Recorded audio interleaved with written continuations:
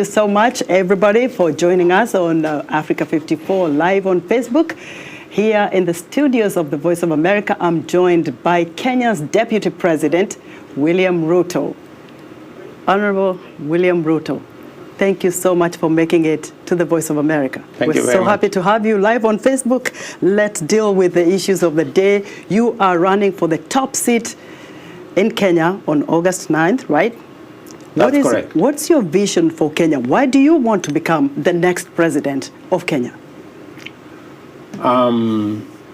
It's my belief that Kenya is at a point in the journey of a nation that requires decisive, firm, focused, and visionary leadership. And I believe that I have the qualities to take Kenya to the next level. I and my team, we have developed a plan, and we have a track record. I have been deputy president for 9 years. I have clarity in where this country is. I have clarity on where it should go from here. There are things we have done over the last 9 years that have given me the persuasion that indeed we can make Kenya a different country in a very short while. Let's digest that for a little bit, Deputy President. I am very confident because that Kenya can go to the next level. You have a vision, and you have been Deputy President for the last 9 years. Correct. What are the things that didn't go well that you feel once you become the President of Kenya, you will make right? Precisely. When we came into office in 2013, we set about going to build a foundation. And that foundation, we appropriated that we needed to build a solid foundation of infrastructure, of training, of energy distribution. On the foundation of infrastructure, we built 700 kilometers of rail. We built 10,000 kilometers of tarmac. We've generated and distributed electricity to 8.5 million people. And we have built, apart from secondary education, we've built training for skills and competences with 170 technical training colleges. It is on that foundation that I believe the takeoff for Kenya is now ready. And amongst the things, as you've asked correctly, the things that we didn't manage to achieve in the last 8 years, and especially in the last 5 years, we had set out a program called the Big Four that had huge investments that would create jobs, that had investments in agriculture that would not only build capacity, it would also enhance productivity of our very progressive farming endeavors. And we had in it a whole program on universal health coverage and manufacturing. Unfortunately, the Big Four plan did not go as we had planned. Why? Because we got ourselves engaged in another program that was not part of the agenda upon which we were elected.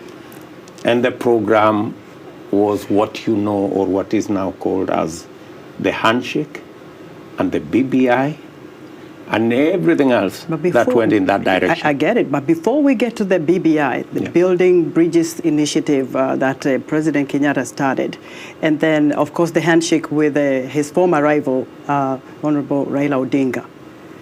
what happened between the two of you? And I'll ask you this because when the two of you were, I'm going to say the Kenyan way, were roasting at the ICC, you both got exonerated, you went back to Kenya. Yes. You became like brothers. You actually used to dress the same way, same suits, same ties. I mean, Kenyans were mesmerized. The world was. The people who knew, oh, these guys came back, they are like brothers, they are fighting, they want to become president and deputy president. You worked it out.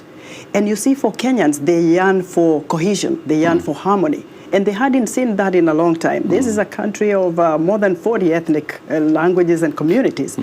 So they saw something good in that, and they voted you in. The first term went well. The second term, where did the fallout between you, Deputy President Ruto, and President Uhuru Kenyatta come from? What happened? Tell us. History is going to be written one day, and I'm sure details will be out there. But let me say the following. In our first term, we were focused as a government on delivery of our plan. And that is why our first term stands out. Every legacy program President Uhuru Kenyatta will go home with is the programs of the first term. Whether you talk about the SGR, whether you talk about our road network, whether we talk about our electricity connection, whether you talk about the equipment we have supplied in our referral hospitals, whether we talk about the TVET program, that's all first term. Fine, but what happened? Second term, because we got a lot of stuff we need to get. Second term, we got ourselves engaged in this handshake that was built to be an exercise to bring people together. And as President Kenyatta has said, I was briefed. President Kenyatta informed me. In fact, before Raila Odinga engaged President Kenyatta, he tried to engage me. And it's in the public domain. But is there anything wrong to build bridges? Absolutely. There is Wasn't that problem. a good thing? Like reach out to the opposition, build Kenya? There was no problem. But the things we had agreed upon as forming part of the handshake, it mutated into something else. We didn't discuss, for example, that it would be an exercise to kill the opposition and to kill oversight. We didn't discuss, for example, that members of the ruling party would be jettisoned so that members of the opposition can occupy committees in parliament. We didn't agree, for example, that this was an exercise in changing the constitution. And we didn't agree that this was an exercise in succession. So the thorny issues that you did not agree with. So everything we didn't agree with became the handshake, except for the things we had agreed upon. In fact, I had been informed that Raila Odinga had agreed that he wanted to be facilitated to retire. And I remember asking, really? Do you expect? We know Raila Odinga and we know his games.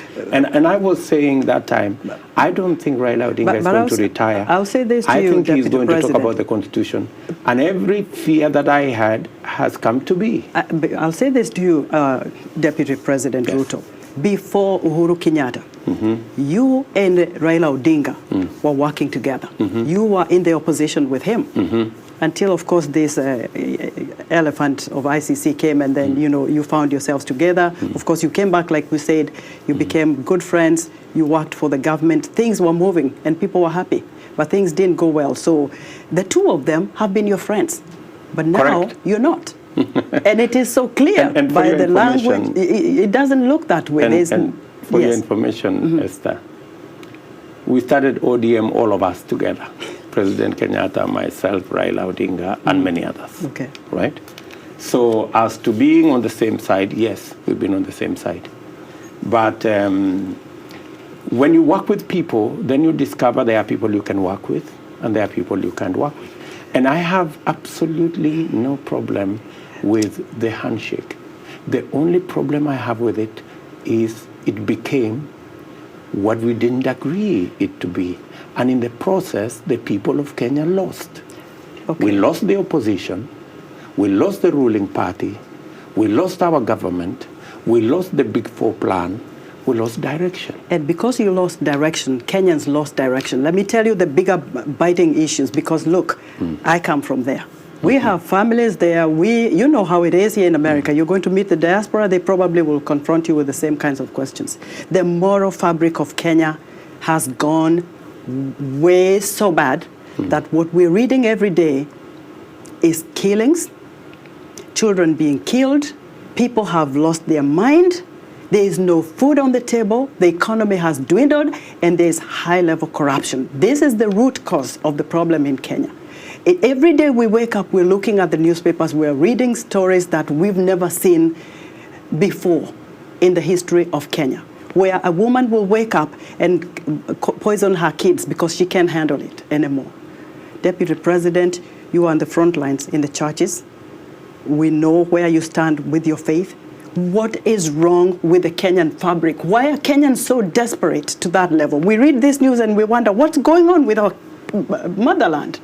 It is not good at all. What are you going to do about it? Because you're running for the top seat. On what grounds now, if people cannot put food on the table? People are committing suicide. There's even incest in the families. We gotta tell it like it is, because that's what's happening in Kenya. How are you going to address that? Because all we see is that little bickering of politicians while people are suffering. Yes, there is COVID, that is global. What is the problem with Kenya? What's the problem with this high-level corruption? What's the problem with not putting food on the table? Why can't we feed Kenyans? Why can't you feed Kenyans? You're the leaders. It's your responsibility. Answer me, because I'm very emotional on that topic. Thank you very much, Esther, and I feel you. Yes.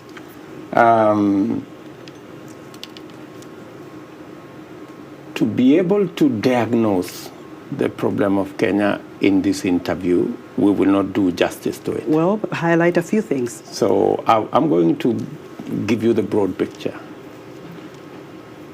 Things are difficult in Kenya, but they are not as bad as you've described.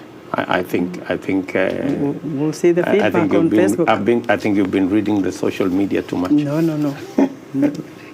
But yes, we have a situation that needs to be addressed. Yes. And that situation is not out of control. I can tell you that, yes, we can deal with the problem of hunger in our country. It's unfortunate that we dropped the subsidies on agriculture inputs, and by so doing, lowered the productivity of our farmers. It is my very strong belief that the very first thing that we must do is to sort out our agriculture. How do we do it?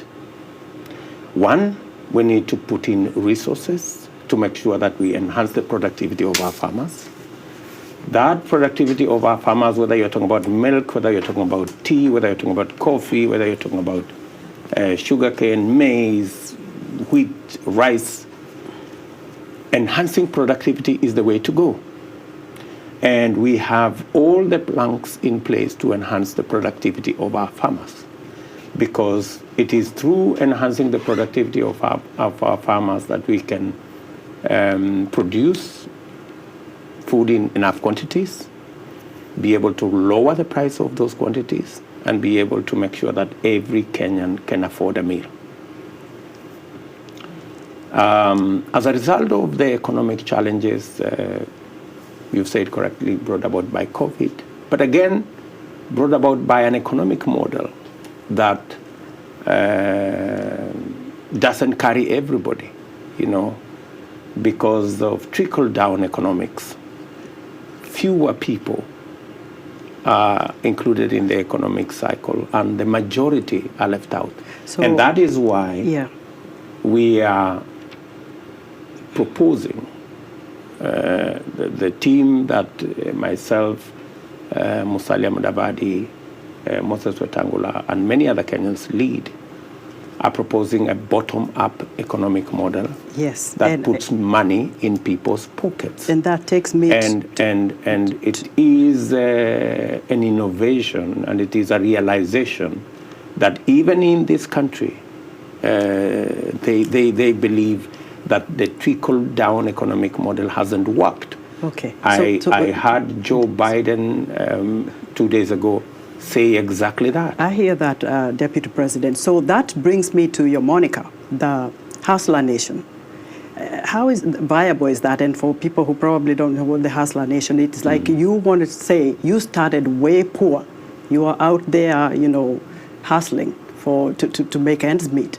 But a lot of people don't buy that either. They feel that you've been in a political, path for a long time with former President Daniel Arap Moi. So you've been able to make some money. You've been able to do okay. And a lot of people who are hustlers, they're people who can hardly put food on the table or have 2 meals a day. And so how do you, what's your vision of this Hustler Nation? How are you going to build that up for people who can't even afford a meal a day? The Hustler Nation is about an economy, and it's about an economy that works for everybody. The Hustler Nation is not about rich people versus poor people. That's not what it is.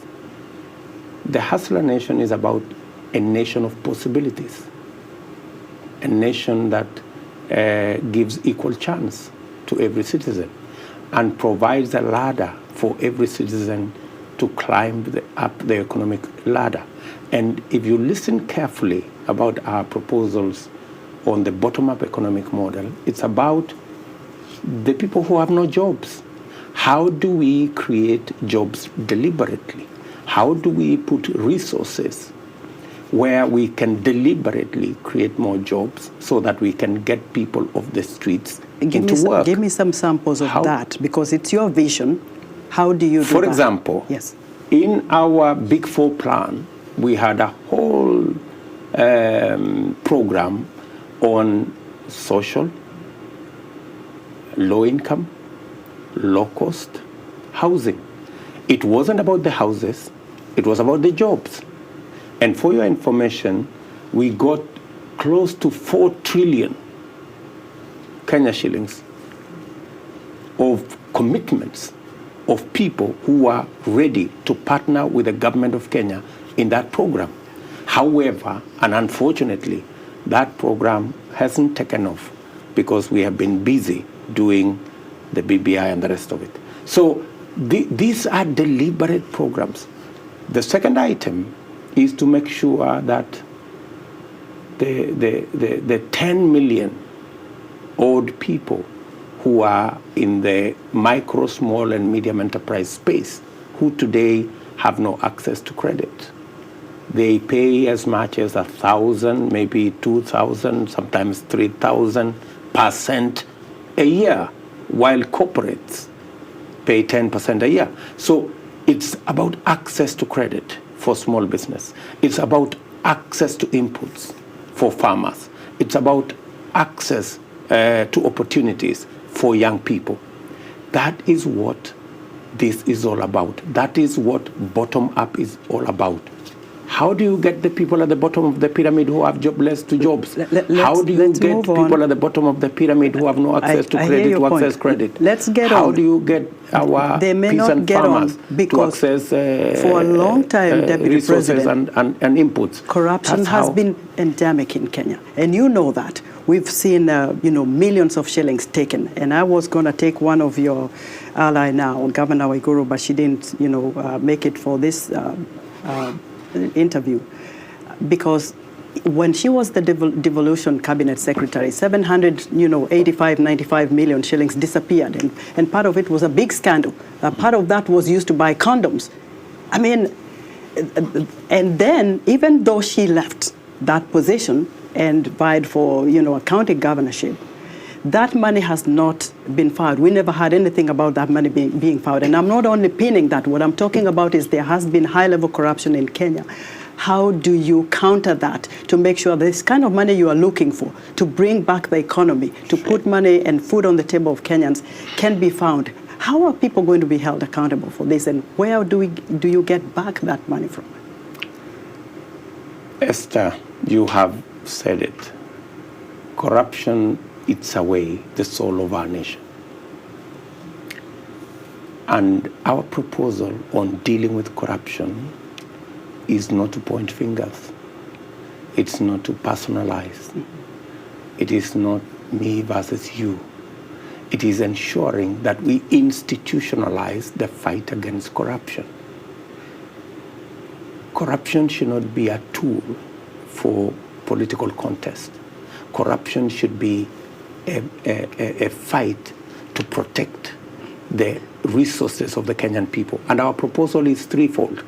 Number one, there is absolutely no reason why the Judiciary Fund has not been operationalized.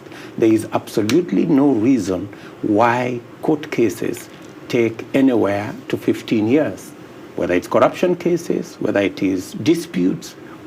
The first item that we are proposing as Kenya Kwanza is to make sure that we operationalize the Judiciary Fund that is in the Constitution.